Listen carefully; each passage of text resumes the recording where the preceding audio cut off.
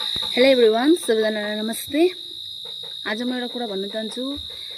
Video माथि नगर्नुहोस्, मेरो कुरा सुनेर जानुहोस् होला तपाईहरु।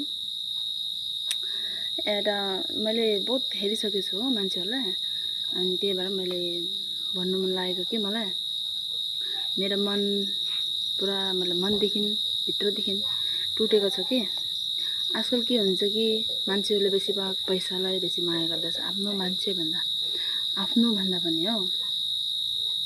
पहिला के हुन्थ्यो कि हामीले पैसालाई नै खेल्थ्यो हैन, मैले सबैजनाले खेल्थ्यो, अब पैसाले नै खेल्थ्यो, मान्छेलाई माया गर्थ्यो हामीले। अहिले के जमाना भएको छ भने मान्छेलाई नै खेल्नु थालेछौँ, पैसालाई चाहिँ पुरा माया गर्न थालेछौँ।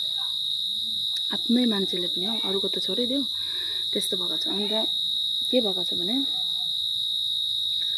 यस्तै गरेर कि जमाना पुरा उल्टा भएको छ अहिले, त्यही भएर कलियुग लागेको छ कि अब तपाईं अरूको लागि पुरा टेन्सन भएर जाँड रक्सी खाएर हिँडेर मातेर पुरा टेन्सन भएर रुएर हिँडेको छ। अनि जसको लागि टेन्सन हुँदैछ त्यो चाहिँ पुरा हाँसेर घुमेर मस्ती गरेर घुमेर हिँडिरहेको छ।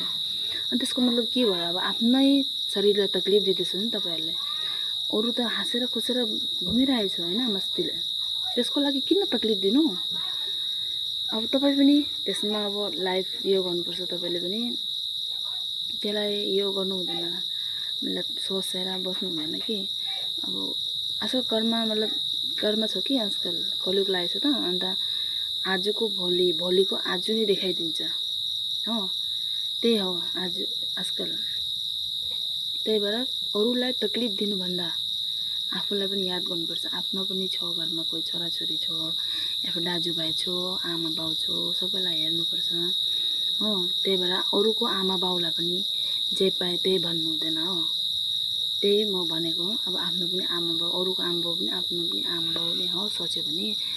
अब आमा बाउले कस्तो गरेर हुर्काएर तकलिफ दिएर तपाईहरुलाई ठुलो पार्नुहुन्छ हो, त्यही आमा बाउलाई तपाईले जातपात भन्यो त्यसको मनमा कति दुःख लाग्छ हो। मैले त हेरेको छु, मैले पनि पहिला त्यस्तो गरेको थियो।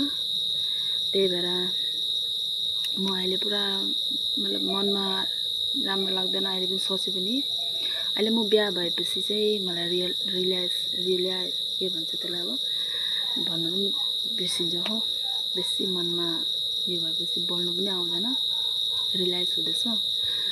अनि त्यही भएर म त यति नै भन्छु, आजकल मान्छेले आफ्नो भन्दा पनि माया पैसालाई नै गर्दो रहेछ, सबै हेरिसकेको छु। त्यही भएर तपाईहरु पनि अब त्यस्तो नगर्नुहोस् होला, किनकि पैसा त आज छ भोलि छैन।